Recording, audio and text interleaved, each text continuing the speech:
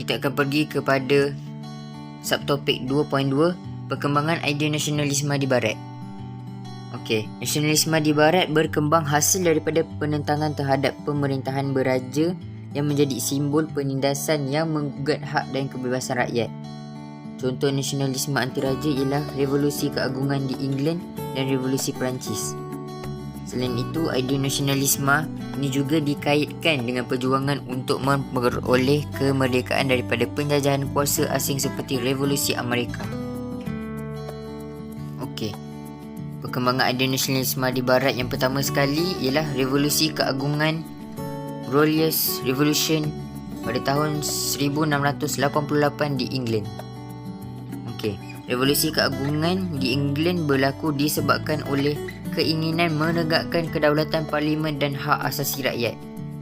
Pemerintahan Raja James yang kedua membelakangkan parlimen semasa menggubal undang-undang.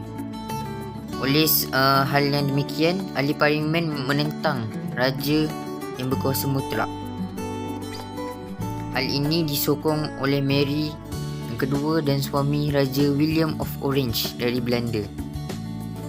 Oleh hal yang demikian, disebabkan Raja James tidak mendapat sokongan, dia lari ke Perancis. Peristiwa ini dikenali sebagai revolusi keagungan kerana peralihan kuasa secara aman tanpa pertumpahan darah. Bill of Rights digubal untuk memberikan keutamaan kepada parlimen menggubal undang-undang dan hak mengutip cukai.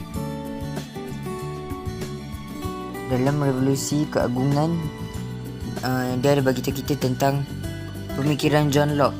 John Locke ni ialah ahli falsafah Inggeris. Selepas pengubalan Bill of Rights, beliau menghasilkan karya Two Treatises of Government yang mempopularkan prinsip raja berperlembagaan. Beliau menolak sistem raja berkuasa mutlak dan menegaskan bahawa kerajaan patut diasaskan pada persetujuan antara pemerintah dan rakyat. Undang-undang ini perlu digubal bagi memenuhi hak asasi manusia. Perkembangan idea nasionalisme di Barat yang kedua ialah revolusi Amerika pada tahun 1776. Revolusi Amerika merupakan reaksi orang Amerika menentang British kerana tidak melindungi hak penduduk Amerika. Penentangan ini disebabkan oleh tindakan British tidak melindungi hak penduduk Amerika yang merupakan sebahagian daripada Empire British. Mereka menentang akta memungut cukai di jajahan, contohnya akta pelayaran, akta gula, akta setem dan akta teh. Mereka menggunakan slogan tiada cukai tanpa perwakilan kerana tiada wakil Amerika dalam parlimen British. Okey, kat sini George Washington mengetuai Kongres dan isytihar perang terhadap British untuk memperjuangkan kemerdekaan Amerika. Kongres meluluskan pengisytiharan kemerdekaan Amerika yang menegaskan pengisytiharan kemerdekaan Amerika ini ditulis oleh Thomas Jefferson, ahli falsafah Amerika.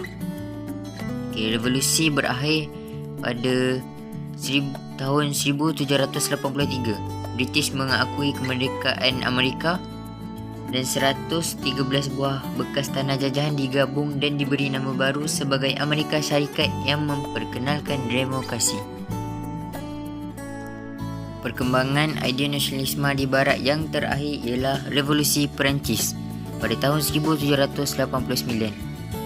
Revolusi Perancis tercetus daripada idea nasionalisme yang memperjuangkan kebebasan, persamaan dan persaudaraan oleh pemikir Perancis seperti Jean-Jacques Rousseau dan Voltaire. Peranan Rousseau telah menulis The Social Contract untuk mengemukakan keunggulan suara rakyat bagi menjamin kesejahteraan masyarakat.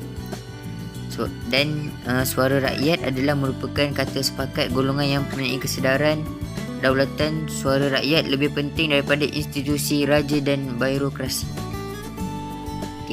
Sasangan golongan revolusi adalah terhadap pemerintah autokratik Raja Louis dan golongan bangsawan.